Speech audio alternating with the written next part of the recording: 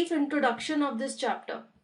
The Polish American community in the United States. तो हमें यहाँ से क्या पता चल रहा है कि बहुत सारे ऐसे लोग थे जो कि पोलैंड को बिलोंग करते थे और वो अपनी कंट्री पोलैंड से इमिग्रेट करके अमेरिका चले गए थे. Immigrate means you leave your own country and move to another country to settle there permanently.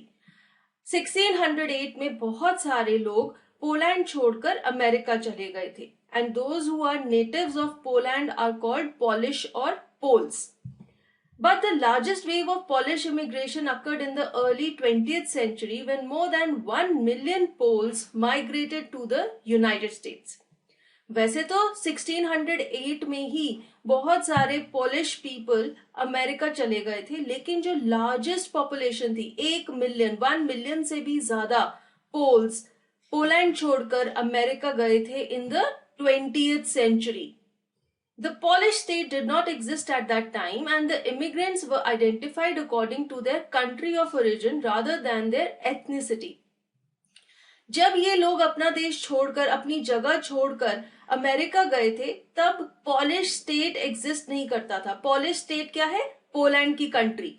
तब यूरोप में अलग से पोलैंड कंट्री नहीं थी. तो ये जो इमिग्रेंट्स थे इन्हें कैसे पहचाना जाता था कि ये पोल्स हैं, ये पॉलिश पीपल हैं? इनके कंट्री ऑफ ओरिजिन से, यानी कि पहले ये जिस कंट्री में रहते थे तो कहा जाता था कि ये उस कंट्री के पोल्स हैं, जैसे कि Russian Poles, German Poles, Austrian Poles. तो जो पॉलिश पीपल रशिया से आए थे उन्हें रशियन पोल्स कहते थे, जो जर्मनी से आए थे उन्हें जर्मन पोल्स कहते थे और जो ऑस्ट्रिया से आए थे उन्हें ऑस्ट्रियन पोल्स कहते थे. One of the most notable Polish American communities is in Chicago and its suburbs. So, Chicago is sometimes called the second largest Polish city in the world, next only to Warsaw, the capital of Poland. अब एक बहुत ही बड़ी settlement है America की city Chicago में. वहां पे maximum number of Poles migrate करके आए. इतने ज्यादा थे कि शिकागो को सेकेंड लार्जेस्ट पोलिश सिटी कहा जाता है. पोलैंड के कैपिटल वॉर्सो में मैक्सिमम पॉपुलेशन है पोल्स की और उसके बाद दुनिया में सेकेंड लार्जेस्ट पॉपुलेशन है शिकागो में. Polish Americans were sometimes discriminated against in the United States as were the Irish, Italians and Jews. अब मैं आपको एक बहुत ही इंपॉर्टेंट और बहुत ही प्रोमिनेंट फीचर बताती हूँ लोगों का, सोसाइटी का. जितने भी इमिग्रेंट्स होते हैं जो अपनी कंट्री छोड़ के किसी और कंट्री में जाते हैं, नेटिव्स उनके साथ डिस्क्रिमिनेशन करते हैं. उस जगह के रहने वाले उन लोगों के साथ भेदभाव करते हैं. वो ये शो करते हैं कि तुम हमारे जैसे नहीं हो, तुम किसी और कंट्री से आए हो, तुम यहाँ पर माइग्रेंट्स हो. ऐसा ही पोलिश लोगों के साथ भी हुआ. और तो और यूनाइटेड स्टेट्स ऑफ अमेरिका में बहुत सारी अलग अलग कम्युनिटीज के लोगों के साथ ऐसे डिस्क्रिमिनेशन होती थी, जैसे कि आयरिश, इटालियंस एंड ज्यूज, जो अलग अलग रीजन्स या अलग अलग रिलीजन्स को बिलोंग करते थे. According to the United States 2000 census, 6,67,414 Americans of age 5 years and older reported Polish as the language spoken at home, which is about 1.4% of the people who speak languages other than English or 0.25% of the US population. अब जब United states of America में in the year 2000 census हुआ तब ये पता लगाया गया कि इतने सारे 5 साल से ज्यादा के जो लोग थे वो पोलिश लैंग्वेज बोलते थे घर पर, यानी कि वो नेटिव पोल्स थे. तो इतनी ह्यूज पॉपुलेशन थी पोल्स की यूनाइटेड स्टेट्स ऑफ अमेरिका में. इसका क्या नंबर है? 1.4% of the people who speak languages other than English. तो यूएस में कितने लोग थे जो कि इंग्लिश के अलावा कोई भी लैंग्वेज बोलते थे? उसका 1.4% ये लोग थे जो पोलिश लैंग्वेज बोलते थे. And this forms 0.25% of the US population. तो यूएस की जितनी पॉपुलेशन है उसकी 0.25% पॉपुलेशन वो लोगों की थी जो नेटिव पोलिश स्पीकर्स थे. So with this introduction, let us begin the chapter. We'll read it, we'll discuss the difficult word meanings and I'll explain the story to you. Today, Monday, Wanda Petronsky was not in her seat. But nobody, not even Peggy and Madeline, the girls who started all the fun, noticed her absence. तो ये एक दिन की बात है Monday की. कहाँ का सीन है? क्लासरूम का. क्लासरूम में बच्चे पढ़ते थे। उनका नाम है वांडा पेट्रोंस्की, जो कि एक पोल है, जैसा कि हमने इंट्रोडक्शन में पढ़ा था। ये नेटिव पोलिश है और ये यूएस में माइग्रेट होकर अपनी फैमिली के साथ रहती है। ये मंडे को क्लास में नहीं थी, अपनी सीट पर नहीं थी, लेकिन किसी ने नोटिस नहीं किया। पेगी और मैडेलाइन 2 और लड़कियों के नाम है जो कि वांडा के साथ ही इस क्लास में पढ़ते हैं, और उन्होंने भी नोटिस नहीं किया कि वांडा मिसिंग है। Usually Wanda sat in the seat next to the last seat in the last row in room 13. तो ये जो क्लास है, ये बच्चे हैं, ये क्लासरूम में बैठे हैं and the room number is 13. Usually Wanda कहां पर बैठती थी? लास्ट सीट के साथ वाली सीट पर बैठती थी। She sat in the corner of the room where the rough boys who did not make good marks sat. The corner of the room where there was most scuffling of feet, most roars of laughter when anything funny was said, and most mud and dirt on the floor. Scuffling of feet means noisy dragging movements of the feet on the ground. जब आप अपने पैरों को फर्श पर घिसाते हैं, वो जो आवाज आती है, that is called scuffling of feet. अब वांडा पेट्रोंस्की क्लास के उस कॉर्नर में बैठती थी, पीछे के कॉर्नर में, जहां पे सबसे ज्यादा शरारती बच्चे बैठते थे, खास करके लड़के जो कि अच्छे मार्क्स स्कोर नहीं करते थे, जो कि पढ़ाई में इंटरेस्टेड नहीं थे। वो वहां पर बैठकर क्या करते थे? अपने पैरों के साथ आवाजें करते थे, हंसते थे, फन करते थे, और वहां के एरिया में फर्श के ऊपर बहुत सारी मड और डर्ट होती थी। ये क्यों होती थी? क्योंकि ये सब जो बच्चे थे, ये इतने शरारती थे, ये बाहर जाते थे, अंदर आते थे, तो इनके जूतों के साथ बहुत सारी मिट्टी आती थी। और खास तौर पर कुछ ऐसे बच्चे भी थे जो कि बहुत दूर से क्लास में चलकर आते थे, स्कूल तक चलकर आते थे, और इस वजह से उनके शूज पर बहुत सारी मिट्टी लग जाती थी, जो कि झड़ के वहां पर गिर जाती थी। अब हम सोचेंगे कि वांडा जैसी लड़की ऐसे कॉर्नर में क्यों बैठती थी, ऐसे शरारती लड़कों के बीच में जो कि इतनी शरारत करते थे, पढ़ते नहीं थे? क्योंकि वांडा भी अकेली थी, उसकी क्लास में कोई फ्रेंड्स नहीं थे, सब उसे डिस्क्रिमिनेट करते थे। Wanda did not sit there because she was rough and noisy. On the contrary, she was very quiet and rarely said anything at all. And nobody had ever heard her laugh out loud. वही चीज जो अभी मैंने आपको बताई कि Wanda इस corner में क्यों बैठती थी, वो तो इन बॉयज की तरह रफ और नॉइजी नहीं थी, बल्कि वो तो बहुत चुप रहती थी, बिल्कुल नहीं बोलती थी, और किसी ने उसके हंसने की आवाज तो कभी भी नहीं सुनी थी। So we are confused, we are wondering, why did she sat in that corner? Sometimes she twisted her mouth in a crooked sort of smile, but that was all. अगर कभी उसे किसी को रिप्लाई करना पड़ता था, किसी को रिस्पॉन्स करना पड़ता था, तो वो ऐसे अजीब सी एक स्माइल कर देती थी, पर उसके अलावा वो कोई और एक्सप्रेशन नहीं देती थी। Why? She had no friends, no company. She was all alone and all the classmates made fun of her. They tried to laugh at her. That's why she sat all alone in that corner. Nobody knew exactly why Wanda sat in that seat, unless it was because she came all the way from Boggin's Height and her feet were usually caked with dry mud. किसी को भी नहीं पता था कि Wanda उस corner वाली seat में उन नॉइजी शरारती लड़कों के बीच में क्यों बैठती है। हाँ, आप एक ये रीजन दे सकते हैं कि वो बॉगिन्स हाइट्स नाम के सबर्ब में रहती थी,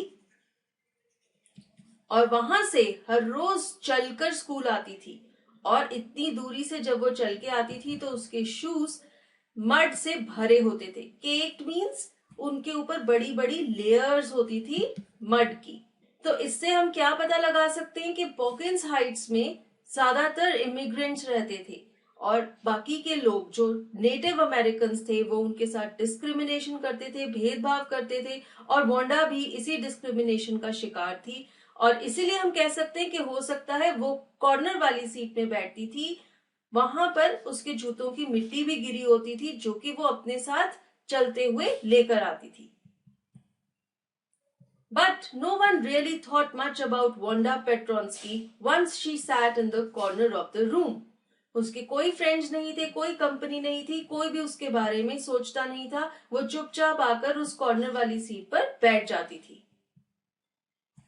The time when they thought about Wanda was outside of school hours, at noon time when they were coming back to school, or in the morning early before school began, when groups of 2 or 3 or even more would be talking and laughing on their way to the school yard. तो जितने भी class fellows थे Wanda के, वो school के time में Wanda के बारे में बिल्कुल नहीं सोचते थे, लेकिन स्कूल आवर्स के आगे पीछे, या तो सुबह के टाइम जब वो स्कूल जा रहे होते थे या फिर दोपहर के टाइम जब वो वापस घर जा रहे होते थे, तब वो वांडा के बारे में सोचते थे। क्यों? क्योंकि वो वांडा के ऊपर जोक्स करते थे, उसका मजाक उड़ाते थे। और स्कूल के आगे पीछे के टाइम, स्कूल जाते हुए या स्कूल से घर आते हुए, ये सब स्टूडेंट्स वांडा का मजाक उड़ाते थे और उस पे जोक्स करते थे। Then sometimes they waited for Wanda to have fun with her. Have fun with her means to make jokes on her. जैसे कि ये चीज बहुत एपरेंट हो रही है कि ये सब स्टूडेंट्स वांडा के साथ डिस्क्रिमिनेशन करते थे, जैसे कि वो एक पोल थी, उस पर जोक्स करते थे, उसकी लेग पुलिंग करते थे। The next day, Tuesday, Wanda was not in school either, and nobody noticed her absence again. अगले दिन ट्यूसडे को वंडा फिर स्कूल नहीं आई, लेकिन किसी ने भी ये नोटिस नहीं किया कि वो एब्सेंट है। But on Wednesday, Peggy and Maddie, who sat down front with other children who got good marks and who didn't track in a whole lot of mud, did notice that Wanda wasn't there.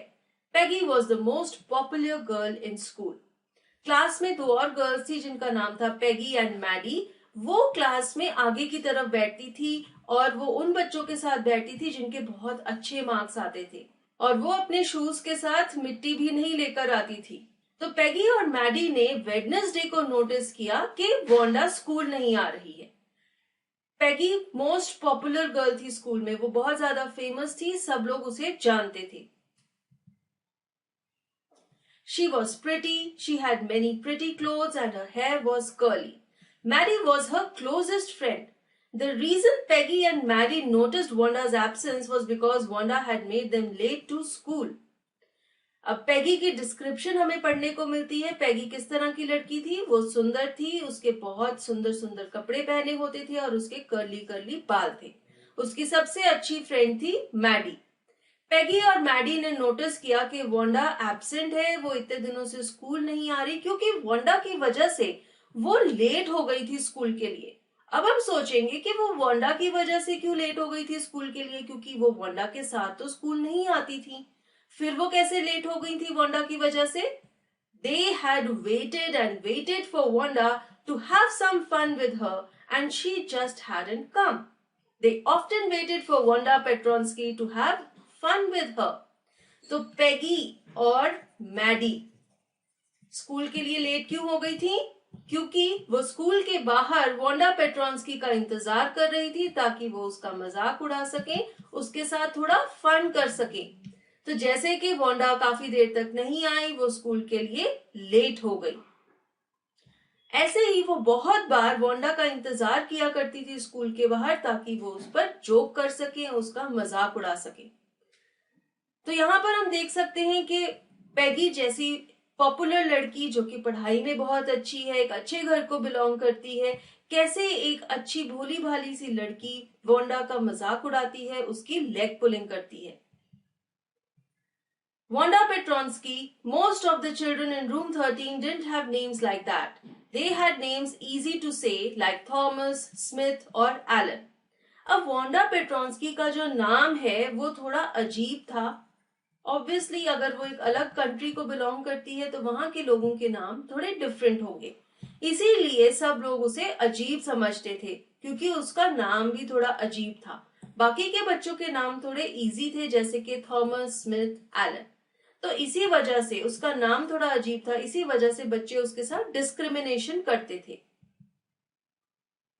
There was one boy named Bounce, Willie Bounce, and people thought that was funny, but not funny in the same way that Petronsky was.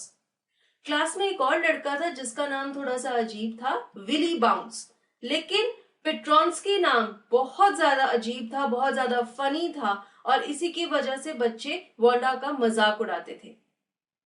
और मैं आप सबको भी कहना चाहूंगी कि बहुत ही गलत आदत है। आपको कभी भी अपने क्लासमेट्स का, फेलो स्टूडेंट्स का मजाक नहीं उड़ाना चाहिए, चाहे वो जैसे भी हों। बल्कि आपको उनकी मदद करनी चाहिए इम्प्रूव करने के लिए। अगर उनमें कोई प्रॉब्लम है या वो कोई प्रॉब्लम फेस कर रहे हैं, you should always help each other rather than making fun of them. Wanda didn't have any friends. She came to school alone and went home alone. She always wore a faded blue dress that didn't hang right. It was clean, but it looked as if it had never been ironed properly. Didn't hang right means it didn't fit properly. Wanda बिल्कुल अकेली थी। वो अकेली school आती थी, अकेली घर जाती थी। हर रोज वो एक ही ड्रेस पहनती थी जो कि उसको ठीक से फिट भी नहीं आती थी। वो ब्लू कलर की थी और वो फेडेड थी, यानी कि ओल्ड थी, वोर्न आउट थी। उसकी ड्रेस हमेशा साफ सुथरी होती थी, लेकिन ऐसा लगता था कि वो उसे ठीक से आयरन भी नहीं कर पाती, प्रेस भी नहीं कर पाती, वो क्रश्ड होती थी। तो इससे हमें ये पता लगता है कि वोंडा इतनी रिच फैमिली को नहीं बिलोंग करती थी, और जैसे कि सब बच्चे उसका मजाक उड़ाते थे, वो स्कूल में अकेली ही रहती थी। She didn't have any friends, but a lot of girls talked to her. Wanda के कोई भी फ्रेंड्स नहीं थे। She was very lonely and we can always guess that she remained sad. लेकिन राइटर कहते हैं कि a lot of girls talked to her. बहुत सारी लड़कियां उसके साथ बातें करती थी, जबकि वो उसकी फ्रेंड्स नहीं थी। तो फिर वो उससे क्या बातें करती थी? Let us see. Sometimes they surrounded her in the schoolyard as she stood watching the little girls play hopscotch on the worn hard ground. Hopscotch is a game in which children hop into and over squares marked on the ground. जिसे हम स्टापू भी कहते हैं, ये game है। यहाँ पर आप देख सकते हैं लड़की हॉपस्कॉच खेल रही है। बहुत सारी छोटी लड़कियां स्कूल के ग्राउंड में हॉपस्कॉच खेल रही होती थी और वोंडा खड़ी हो जाती थी उन्हें देखने के लिए। तभी उसकी क्लास की बहुत सारी लड़कियां उसे घेर लेती थी। क्यों घेरती थी वो? Let us see. Wanda, Peggy would say in a most courteous manner as though she were talking to Miss Mason. Miss Mason is their class teacher. And courteous means very polite and well-mannered. तो अब सारी लड़कियां जब Wanda को घेर लेती थी तो पेगी वोंडा को बुलाती थी। यहाँ पर आप देख सकते हैं, ये है पेगी, ये वोंडा को बुला रही है और वो बहुत ही पोलाइटली उसे बात करती थी। और वो उसे क्या कहती थी? Let us C. Wanda, she'd say, giving one of her friends a nudge. Tell us, how many dresses did you say you had hanging up in your closet? Nudge is a gentle push. दोबारा से जब Peggy Wanda को बुलाती थी तो वो अपने साथ में खड़ी हुई फ्रेंड को हल्के से धक्का देती थी। इससे क्या इंडिकेट हो रहा है? कि वो वोंडा का मजाक उड़ा रही हैं। और फिर वो वोंडा को कहती थी कि प्लीज हमें बताओ कि तुम्हारी क्लोजेट में, तुम्हारी कबर्ड में कितनी ड्रेसेस हैंग हो रही हैं। ऐसा वो क्यों बोलती थी? क्योंकि उन्हें ऐसा लगता था कि वोंडा के पास सिर्फ एक ड्रेस है जिसे वो हर रोज पहनती है, और वो इस बात पर उसका मजाक उड़ाना चाहती थी। 100, Wanda would say. 100, exclaimed all the little girls incredulously, and the little ones would stop playing hopscotch and listen. Wanda reply करती थी कि 100 dresses हैं मेरी क्लोजेट में। Incredulously means showing unwillingness to believe, कोई ऐसी बात जिस पर विश्वास करना मुश्किल हो। तो जब वोंडा कहती थी कि 100 ड्रेसेस हैं मेरी क्लोजेट में, मेरी कबर्ड में, तो सारी लड़कियां बहुत हैरान हो जाती थी और कहती थी 100। और जो छोटी छोटी लड़कियां हॉपस्कॉच खेल रही होती थी वो भी रुक जाती थी और वो उनकी बातें सुनने लग जाती थी, क्योंकि उन्हें लगता था कि पता नहीं ऐसी क्या बात कर रहे हैं जो कि इतनी जोर से इन्होंने 100 बोला। या 100 all lined up, said Wanda. Wanda कहती थी कि हाँ 100 ड्रेसेस हैं मेरी क्लोजेट में और सब लाइंड अप है, यानी कि एक के पीछे एक हैंग हो रही हैं। Then her thin lips drew together in silence. What are they like? All silk, I bet, said Peggy. Yeah, all silk, all colors. अब वोंडा उसको जवाब देकर चुपचाप खड़ी हो जाती है, लेकिन पैगी रुकती नहीं है। वो उससे पूछती कि तुम्हारी ड्रेसेस किस तरह की हैं? मैं कहूंगी कि सारी सिल्क की होंगी, बहुत सुंदर सुंदर होंगी। तो वोंडा रिप्लाई करती है कि हाँ, सारी ड्रेसेस सिल्क की हैं और मेरे पास हर कलर की ड्रेस है। तो यहाँ पर पैगी क्या कर रही है, वांडा का मजाक उड़ाने की कोशिश कर रही है और वांडा चुपचाप उसका जवाब दे रही है, बहुत ही वेल मैनर्ड बिहेव कर रही है, जबकि उसे भी ये पता चल रहा है कि पैगी उस पर जोक कर रही है, उसकी लेग पुलिंग कर रही है। Velvet too? Yeah, velvet too. 100 dresses, Wanda would repeat stolidly, all lined up in my closet. Stolidly means not showing any feeling. Wanda अपनी सैडनेस को, ये जो लेग पुलिंग से उसको बुरा फील हो रहा है, उस फीलिंग को छुपाकर पैगी को जवाब देती है। पैगी पूछती है, क्या तुम्हारे पास वेलवेट की भी ड्रेसेस हैं? तो वंडा कहती है, हाँ वेलवेट की भी ड्रेसेस हैं, मेरे पास 100 ड्रेसेस हैं जो कि बहुत अच्छे से मेरी क्लोजेट में हैंग हो रही हैं। और जब भी वो ये चीज बोलती थी वो अपनी फीलिंग्स को छुपाती थी और ऐसा नहीं शो करती थी कि उसे बुरा लग रहा है कि पैगी उसका मजाक उड़ा रही है। Then they'd let her go, and then, before she'd gone very far, they couldn't help bursting into shrieks and peals of laughter. इतनी बात करने के बाद सब लड़कियां हट जाती थी और वो वांडा को घर जाने देती थी, लेकिन अभी वांडा थोड़ी ही दूर जाती थी कि वो पीछे से जोर जोर से हंसने लग जाती थी। ये शो करती थी कि उन्होंने वांडा पर फन किया, उस पर जोक किया और वांडा के जवाब पर वो हंस रही हैं। तो वो सब मिलकर वांडा का मजाक उड़ाती थी और वांडा शो नहीं करती थी, लेकिन सच में उसे बहुत बुरा लगता था कि ये सब लड़कियां मिलकर उसका मजाक उड़ा रही हैं। 100 dresses. Obviously, the only dress Wanda had was the blue one she wore every day. So, why did she say she had 100? What a story. How many shoes did you say you had? 60 pairs, all lined up in my closet. सबको ये पता था कि Wanda के पास सिर्फ एक ही dress है, blue colour की, जो कि पुरानी सी है, जिसे वो हर रोज स्कूल पहनती है। लेकिन वो झूठ क्यों बोलती थी? वो ये क्यों कहती थी कि उसके पास 100 ड्रेसेस हैं और उसकी क्लोजेट में पड़ी हैं, बड़े अच्छे से हैंग हो रही हैं? और साथ ही साथ अगर कोई उससे पूछता था कि उसके पास शूज कितने हैं, तो वो कहती थी 60 पेयर्स हैं और वो भी उसकी क्लोजेट में बहुत अच्छे से लगे हुए हैं। तो पैगी और मैडी को ये लगता था कि वांडा झूठ बोलती है। जब वो उससे पूछते हैं कि उसके पास कितनी ड्रेसेस हैं, कितने शूज हैं, तो वो उन्हें कहती है कि 100 ड्रेसेस हैं, 60 शूज के पेयर्स हैं जो कि उसकी क्लोजेट में बहुत अच्छे से लगे हुए हैं और ये सब झूठ है। वांडा उन्हें झूठ बोलती है। बात ये है कि वो वांडा से ये पूछ ही क्यों रहे हैं कि उसके पास कितनी ड्रेसेस हैं, कितने शूज हैं। चाहे उसके पास एक ड्रेस हो, चाहे 100 ड्रेसेस हो, पैगी और मैडी को लेना ही क्या है? ऐसा पूछ के वो वांडा का मजाक उड़ाना चाहती है ना, इसलिए अगर वांडा झूठ भी बोलती है तो वो गलत नहीं है। लेकिन पैगी और मैडी का ये कहना है कि वांडा झूठ बोलती है, इसलिए वो उसका मजाक उड़ाती है। Cries of exaggerated politeness greeted this. All alike? Oh no, every pair is different. All colors, all lined up. अब सब लड़कियां बहुत ही पोलाइटेड वे में फर्दर वांडा से पूछती थी कि तुम्हारे पास 60 पेयर्स हैं शूज के, लेकिन क्या सब एक जैसे हैं? क्योंकि वांडा हर रोज एक ही सेम शूज पहनती थी। वांडा कहती थी, नहीं नहीं, हर पेयर अलग है, मेरे पास हर कलर के फुटवेयर हैं, सब मेरी क्लोजेट में साथ साथ में लाइन में पड़े हुए हैं। Peggy, who had thought up this game, and Maddie, her inseparable friends, were always the last to leave. Peggy और Maddie वांडा का सबसे ज्यादा मजाक उड़ाते थे। वो वहां से जाते ही नहीं थे, उसकी लेग पुलिंग करते रहते थे। Finally, Wanda would move up to the street, her eyes dull and her mouth closed, hitching her left shoulder every now and then in the funny way she had, finishing the walk to school alone. Hitching means उसको ऊपर की तरफ उठाना। तो जब ये सब लड़कियां मिलके वांडा का मजाक उड़ाती थी, उसके बाद वांडा की आंखें डल हो जाती थी, वो बहुत दुखी होती थी कि सब लड़कियां उसका मजाक उड़ा रही हैं। फिर वो अपने लेफ्ट साइड के शोल्डर को ऊपर की तरफ पुल करती थी।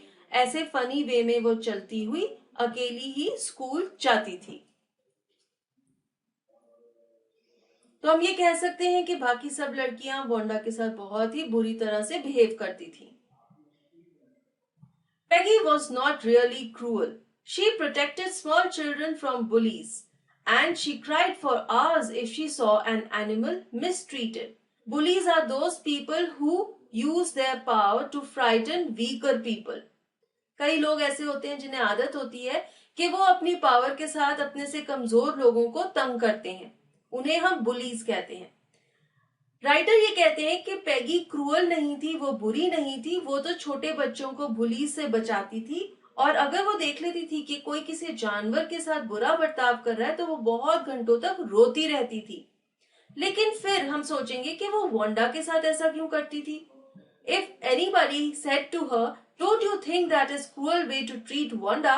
she would have been very surprised. Cruel? Why did the girl say she had 100 dresses? Anybody could tell that that was a lie. अगर कोई पैगी को ये कहता कि वो वांडा के साथ ऐसा क्यों करती है, उसका मजाक क्यों उड़ाती है, वो बहुत क्रूअल है, तो पैगी हैरान हो जाती। वो कहती कि मैं क्रूअल हूं? नहीं, मैं तो इसलिए ऐसा करती हूँ क्योंकि वांडा झूठ बोलती है। कोई भी कह सकता है कि वो झूठ बोल रही है, उसके पास 100 ड्रेसेस नहीं है, फिर वो लड़की झूठ क्यों बोलती है? तो पैगी का ये कहना था कि वो वांडा की लेग पुलिंग इसलिए करती है क्योंकि वांडा झूठ बोलती है। Why did she want to lie? And she wasn't just an ordinary person, else why did she have a name like that? Anyway, they never made her cry. पैगी ये कहती थी कि एक तो वो झूठ बोलती है, और दूसरा वो एक ऑर्डिनरी पर्सन नहीं है, वो एक हमारे जैसी नहीं है, क्योंकि उसका नाम भी हमसे अजीब है। उसका सरनेम क्या है? पेट्रोन्स्की, जो कि बाकी सब बच्चों से बहुत अलग है। इसलिए पैगी कहती थी कि वांडा हमसे अलग है। चाहे वो जितना भी मजाक उड़ा ले, लेकिन कभी भी वो वांडा को रुलाते नहीं थे। तो वो इतने भी बुरे नहीं थे, वो हल्का फुल्का सा ही मजाक करते थे। As for Maddie, this business of asking Wanda every day how many dresses and how many hats and how many this and that she had was bothering her. Maddie was poor herself. अभी हमने देखा कि पैगी का क्या behaviour था, क्या thought process था। अब हम देखते हैं कि मैडी का क्या थॉट प्रोसेस था। मैडी को ये जो रूटीन था कि हर रोज वो वांडा को रोकेंगे और उसकी लेग पुलिंग करेंगे, ये पसंद नहीं था। वो सोचती थी कि कभी हम उससे पूछते हैं कि तुम्हारे पास कितनी ड्रेसेस हैं, कितने हैट्स हैं, कितने शूज हैं, लेकिन ये चीज गलत है क्योंकि मैडी खुद भी बहुत गरीब थी, उसके पास भी इतनी चीजें नहीं थी। She usually wore somebody's hand-me-down clothes. Thank goodness she didn't live up on Boggin Heights or have a funny name. Hand-me-down clothes means old clothes handed down by someone else. किसी के पुराने कपड़े पहनना। मैडी भी बहुत गरीब थी, वो अपने फ्रेंड्स के या रिलेटिव्स के छोटे पुराने कपड़े पहनती थी, और वो खुश थी कि शुक्र है वो बॉगिन हाइट्स पे नहीं रहती, उसका कोई फनी नेम नहीं है। नहीं तो क्या होता कि सब लड़कियां वांडा की जगह मैगी का मजाक उड़ाती, उसकी लेग पुलिंग करती। Sometimes when Peggy was asking Wanda those questions in that mocking polite voice, Maddie felt embarrassed and studied the marbles in the palm of her hand, rolling them around and saying nothing herself. Mocking means false, meant to make fun of. किसी का मजाक उड़ाने के लिए अगर आप कोई बात करते हैं या बिहेवियर करते हैं, दैट इज मॉकिंग। जब भी पैगी वांडा से ऐसे मजाक करती थी, उससे अजीब अजीब सवाल पूछती थी एक नकली सी आवाज बनाकर, तो मैडी को बहुत बुरा लगता था, उसे एम्बैरेस्ड फील होता था, और उसके हाथ में जो मार्बल्स होते थे, कांच के टुकड़े होते थे, वो उन्हें अपने हाथ में रोल करती रहती थी क्योंकि वो बहुत घबराई हुई होती थी। वो कुछ भी नहीं बोलती थी, चुपचाप खड़ी रहती थी और पैगी की बातें सुनती रहती थी। मैडी ऐसे क्यों बिहेव करती थी? क्योंकि मैडी अपने आप को वांडा के साथ रिलेट कर सकती थी। वो भी वांडा की ही तरह पुअर थी, किसी के पुराने कपड़े पहनती थी, और उसे ये डर लगता था कि कहीं सब बच्चे वांडा की जगह मैडी का मजाक ना उड़ाने लग जाएं। Not that she felt sorry for Wanda exactly. She would never had paid any attention to Wanda if Peggy hadn't invented the dresses game. Maddie को वांडा के लिए बुरा नहीं लगता था, सॉरी नहीं फील होता था, क्योंकि उसे तो वांडा अपने जैसी ही लगती थी, और वो कभी भी वांडा पर ध्यान ना देती, ये ना देखती कि वांडा पुराने घिसे पिटे कपड़े पहनती है।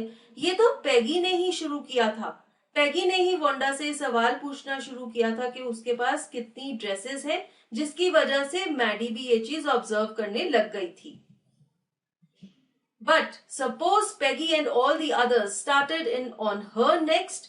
She wasn't as poor as Wanda, perhaps, but she was poor. Maddie को हर वक्त ये डर लगा रहता था कि कहीं पैगी और सारी लड़कियां वोंडा को छोड़कर मैडी का मजाक ना उड़ाने लग जाएं. ऑल्दो मैडी वोंडा के जितनी गरीब नहीं थी, लेकिन वो भी गरीब थी और उसे हर वक्त यही डर लगा रहता था. Of course, she would have more sense than to say she had 100 dresses. Still, she would not like for them to begin on her. She wished Peggy would stop teasing Wanda Petronsky. Peggy के सवालों का Maddie ये जवाब ना देती कि उसके पास 100 dresses हैं, लेकिन वो ये नहीं चाहती थी कि सारी लड़कियां उससे इस तरह का कोई सवाल पूछें, और वो ये चाहती थी कि पैगी वोंडा पेट्रोन्स्की को टीज करना, उसका मजाक करना छोड़ दे.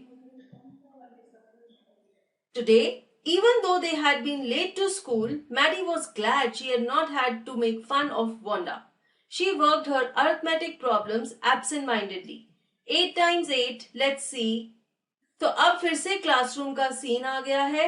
मैडी बहुत खुश है कि आज उन्होंने वोंडा का मजाक नहीं उड़ाया क्योंकि वोंडा स्कूल ही नहीं आई, और फिर मैडी अपनी मैथ्स के सम्स करने लग गई. She wished she had the nerve to write Peggy a note because she knew she never would have the courage to speak right out to Peggy to say, "Hey, Peg, let's stop asking Wanda how many dresses she has." To have the nerve means to have the courage. हिम्मत होना किसी से कोई चीज बोलने का. Maddie ये चाहती थी कि उसमें इतनी हिम्मत हो कि वो पैगी को एक नोट लिख सके और उसे ये कह सके कि प्लीज हमें वोंडा का मजाक नहीं उड़ाना चाहिए, उससे ये नहीं पूछना चाहिए कि उसके पास कितनी ड्रेसेस हैं. मैडी में इतनी हिम्मत तो थी नहीं कि वो बोलकर ये बात पैगी को बता दे, तो वो सोचती थी कि वो उसे एक नोट लिख सकती है, लेकिन उसमें इतनी हिम्मत भी नहीं थी. हिम्मत क्यों नहीं थी? When she finished her arithmetic, she did start a note to Peggy. Suddenly she paused and shuddered. Maddie ने पैगी को एक नोट लिखना शुरू किया, लेकिन वो रुक गई और वो घबरा गई, डर गई. किस चीज से घबरा गई, क्यों डर गई? She pictured herself in the schoolyard, a new target for Peggy and the girls. Target is a person deliberately chosen for attack. Maddie को ये लगा कि कहीं ऐसा ना हो कि पैगी वोंडा को छोड़कर मैडी का मजाक उड़ाने लग जाए, और उसने ये सीन विजुअलाइज किया कि स्कूल के यार्ड में, गार्डन में सब लड़कियां वोंडा की जगह मैडी का मजाक उड़ा रही हैं. और जैसे ही उसने ये चीज इमेजिन की, वो डर गई, घबरा गई और नोट लिखना छोड़ दिया. Peggy might ask her where she got the dress that she had on, and Maddie would have to say it was one of Peggy's old ones that Maddie's mother had tried to disguise with new trimmings so no one in room 13 would recognize it. Maddie ने सोचा कि हो सकता है पैगी उससे पूछे कि तुमने ये ड्रेस जो पहनी हुई है ये कहाँ से ली है, और हो सकता है जवाब में जब मैडी ये कहे कि ये तुम्हारी ही पुरानी फ्रॉक है जिसे कि मेरी मदर ने नई ट्रिमिंग्स यानी कि नए रिबन्स और लेसेस लगाकर डिफरेंट बनाने की कोशिश की है ताकि क्लास में कोई ये ना पहचान सके कि ये पैगी की पुरानी फ्रॉक है. और जब मैडी ने सोचा कि उसे ऐसा कोई जवाब देना पड़ेगा तो वो बहुत ज्यादा डर गई, घबरा गई. If only Peggy would decide of her own accord to stop having fun with Wanda. Of her own accord means of her own wish. Maddie ये चाहती थी कि काश पैगी खुद ही ऐसा सोचे कि अब वो वोंडा का मजाक नहीं उड़ाएगी. Oh, well, Maddie ran her hand through her short blonde hair as though to push the uncomfortable thoughts away. What difference did it make? Blonde is golden in color. Maddie के golden colour के छोटे छोटे बाल थे. उसने अपने हाथों को अपने बालों में घुमाया और इस सोच को वापस भेज दिया, इस सोच को खत्म कर दिया. उसने सोचा कि क्या फर्क पड़ता है, पैगी वोंडा का मजाक उड़ाए या ना उड़ाए, मुझे इसके बारे में नहीं सोचना चाहिए. Slowly Maddie tore into bits the note she had started. She was Peggy's best friend and Peggy was the best liked girl in the whole room. Peggy could not possibly do anything that was really wrong, she thought. Maddie ने जो note लिखना शुरू किया था उसे फाड़ दिया और घेर दिया. उसने सोचा कि वो पैगी की बेस्ट फ्रेंड है और पैगी क्लास की सबसे अच्छी लड़की है, सब लोग उसे बहुत पसंद करते हैं और पैगी कोई भी गलत काम नहीं कर सकती। ऐसा सोच के मैडी ने अपने आप को दिलासा दिया।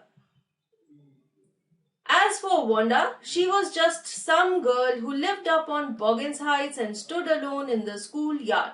She scarcely ever said anything to anybody. Maddie ने ये सोचा कि वोंडा सिर्फ एक सिंपल सी लड़की है जो कि बॉगिन्स हाइट्स पर रहती है और स्कूल में हर वक्त अकेली रहती है। वो कभी भी किसी से कोई बात नहीं करती और इसीलिए मैडी ने सोचा कि उसे भी वोंडा के बारे में नहीं सोचना चाहिए। The only time she talked was in the schoolyard about her 100 dresses. तो उन्होंने वोंडा को बोलते हुए सिर्फ तब सुना था जब वो पैगी के सवाल का जवाब देती है कि उसके पास कितनी ड्रेसेस हैं, जब वो कहती है कि उसके पास 100 ड्रेसेस हैं जो कि उसकी क्लोजेट में आराम से एक के साथ एक लटक रही हैं। Maddie remembered her telling about one of her dresses, pale blue with colored trimmings, and she remembered another that was brilliant jungle green with a red sash. Maddie को याद आया कि एक बार वोंडा अपनी एक ड्रेस को डिस्क्राइब कर रही थी और उसने कहा कि वो पेल ब्लू कलर की है और उसके ऊपर अलग अलग कलर्स की ट्रिमिंग्स यानी कि लेसेस और रिबन्स लगे हुए हैं। और फिर उसे याद आया कि एक और ड्रेस थी जो कि ग्रीन कलर की थी जिसके ऊपर एक रेड कलर का सैश भी था, जैसे कि आप यहाँ पर देख सकते हैं। You'd look like a Christmas tree in that, the girls had said in pretended admiration. Pretended means not real, fake, झूठा। जब वोंडा ने अपनी ड्रेस को डिस्क्राइब किया था तो सब लड़कियों ने झूठी तारीफ करके कहा कि ग्रीन कलर की ड्रेस जिसके ऊपर रेड कलर का सैश है उसे पहनकर तो तुम क्रिसमस ट्री के जैसी लगोगी। ऐसा बोल के वो उसका एक्चुअली क्या कर रहे थे, मजाक उड़ा रहे थे, लेकिन शो ऐसा कर रहे थे कि वो उसकी प्रेज कर रहे हैं, वो उसकी फॉल्स प्रेज कर रहे थे।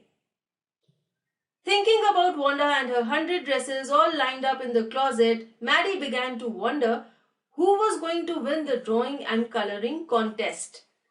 स्कूल में एक ड्राइंग एंड कलरिंग कॉन्टेस्ट था, तो जब मैडी वोंडा की अलग अलग ड्रेसेस के बारे में सोच रही थी, उसकी 100 ड्रेसेस के बारे में, तो उसने सोचा कि पता नहीं ड्राइंग और कलरिंग कॉन्टेस्ट कौन जीतेगा। For girls, this contest consisted of designing dresses and for boys, for designing motorboats. तो गर्ल्स ने क्या करना था, उन्होंने ड्राइंग एंड कलरिंग करके ड्रेसेस बनानी थी और बॉयज ने मोटरबोट्स बनानी थी। Probably Peggy would win the girls' medal. Peggy drew better than anyone else in the room. At least that's what everybody thought. She could copy a picture in a magazine or some film star's head so that you could almost tell who it was. Peggy drawing में best थी, बहुत अच्छी थी और हो सकता है कि वो ही मेडल जीतती क्योंकि वो क्लास में बेस्ट ड्राइंग करती थी, बेस्ट कलरिंग करती थी। सब ये सोचते थे कि पैगी बेस्ट है और वो ही जीतेगी। वो मैगजीन में दी गई किसी भी पिक्चर को कॉपी कर सकती थी, किसी भी फिल्म स्टार की फोटोग्राफ को कॉपी कर सकती। Oh, Mary was sure Peggy would win. Well, tomorrow the teacher was going to announce the winners, then they would know. Maddie को ये पक्का यकीन था कि पैगी ही गर्ल्स प्राइज जीतेगी और नेक्स्ट डे क्लास टीचर ने विनर्स अनाउंस करने थे और तब ही पता चलेगा कि कौन विनर है। The next day it was drizzling. Maddie and Peggy hurried to school under Peggy's umbrella. Drizzling is a light rain. हल्की सी बारिश हो रही थी। मैडी और पैगी की अम्ब्रेला के नीचे जल्दी जल्दी स्कूल पहुंचे।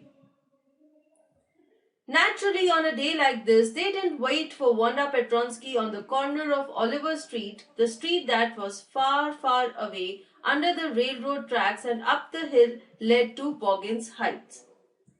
उस दिन वो लोग सड़क पर नहीं रुके, उन्होंने वोंडा का इंतजार नहीं किया क्योंकि बारिश हो रही थी और उन्हें जल्दी थी, वो भीगना नहीं चाहती थी, इसलिए वो फटाफट से स्कूल की तरफ चली गई। अदरवाइज वो वोंडा का इंतजार कहाँ करती थी, ओलिवर स्ट्रीट के किनारे पर, वो वाली स्ट्रीट जो कि सीधा जाओ अगर तो रेल ट्रैक के नीचे से जाकर बॉगिन्स हाइट जाती थी। तो वो लड़कियों को ये इंतजार था कि हो सकता है वांडा अपने घर से स्कूल की तरफ आए, और वो ओलिवर स्ट्रीट के किनारे पर उसकी वेट किया करती थी, लेकिन उस दिन उन्होंने उसकी वेट नहीं की. Anyway, they weren't taking chances on being late today because today was important. Why it was important? Because उस दिन winners announce होने थे drawing and coloring contest के. Do you think Miss Mason will announce the winners today? Asked Peggy. Peggy ने Maddie से पूछा कि क्या तुम्हें लगता है मिस मेसन आज विनर्स के नाम अनाउंस करेगी?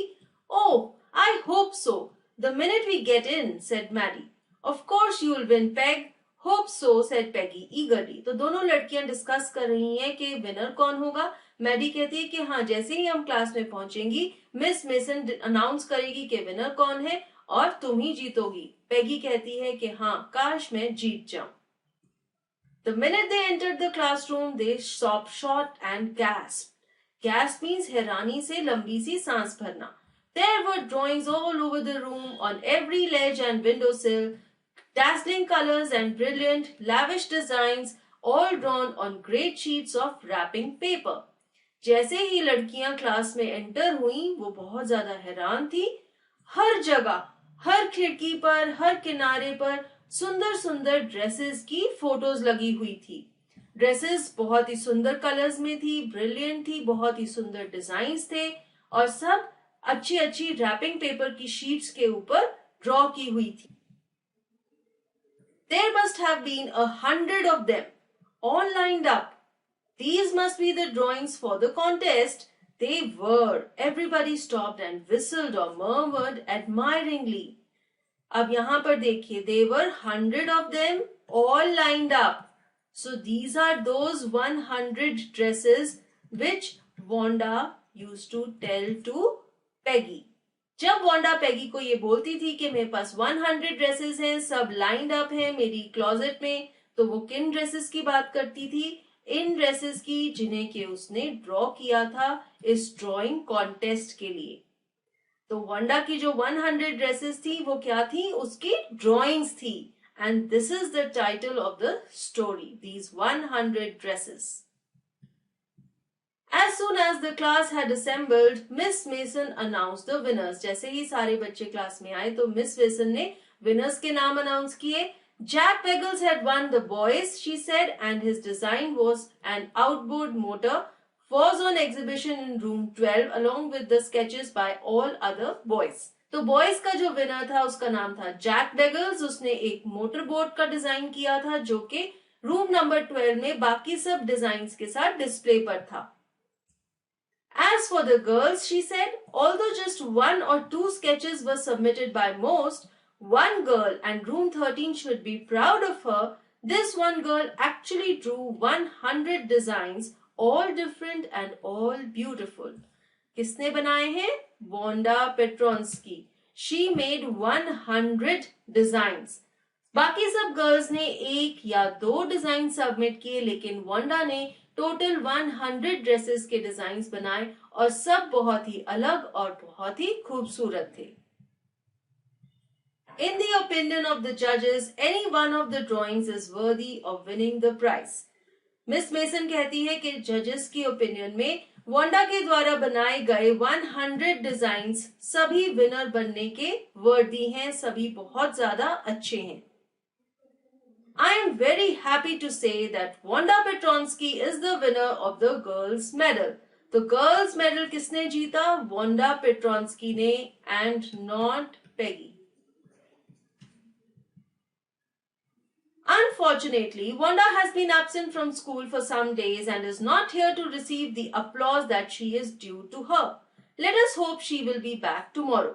जैसे कि वांडा बहुत दिनों से एब्सेंट थी, तो मिस मेसन कहती है कि इस प्रेज के लिए वांडा क्लास में प्रेजेंट नहीं है.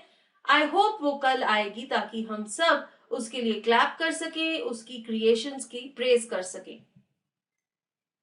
The children burst into applause and even the boys were glad to have a chance to stamp on the floor, put their fingers in their mouths and whistle, though they were not interested in dresses. Applause means suddenly, spontaneously clapping hands. सारी class तालियां बजा रही थी, सब Wanda की praise कर रहे थे, जितने भी लड़के थे वो भी ड्रेसेस में इंटरेस्टेड नहीं थे, लेकिन ये देखकर कि वांडा ने 100 ड्रेसेस के डिजाइन्स बनाए हैं, इतने सुंदर सुंदर डिजाइन्स बनाए हैं, वो भी उसको चीयर कर रहे थे, उसकी प्रेज कर रहे थे, और वो अपने फीट को क्लासरूम के फ्लोर पर स्टैम्प कर रहे थे, विस्लिंग कर रहे थे वांडा की प्रेज करने के लिए। Look, Peg, whispered Maddie. There's that blue one she told us about. Isn't it beautiful? Yes, said Peggy. And here's that green one. Boy, and I thought I could draw. अब Maddie और पैगी ने क्या देखा कि Wanda ने उन्हें जो 2 dresses describe की थी, एक तो थी ब्लू कलर की जिसके ऊपर अलग अलग रंग के रिबन्स और लेसेस लगे हुए थे, और दूसरी थी ग्रीन कलर की जिसके ऊपर रेड कलर का सैश था। वो दोनों ड्रेसेस भी उसके डिजाइन्स में थी। तो इस स्टोरी से हमें क्या पता चलता है कि पैगी और मैडी दोनों बहुत ही इनोसेंट लड़कियां हैं। वो जानबूझ के वांडा का मजाक नहीं उड़ा रही, उन्हें तो बल्कि अजीब लगता है कि वांडा उसे झूठ क्यों बोलती है। वो क्यों कहती है कि उसके पास 100 ड्रेसेस हैं, जबकि वो हर रोज स्कूल में एक ही ड्रेस पहन के आती है। वांडा का ये कहना है कि वो लोग उसका मजाक उड़ाते ही क्यों हैं, वो उससे पूछते ही क्यों हैं कि उसके पास कितनी ड्रेसेस हैं, और इसलिए वो कहती है उसके पास 100 ड्रेसेस हैं जो कि वो डिजाइन कर रही है, जिनके डिजाइन वो ड्रॉ कर रही है।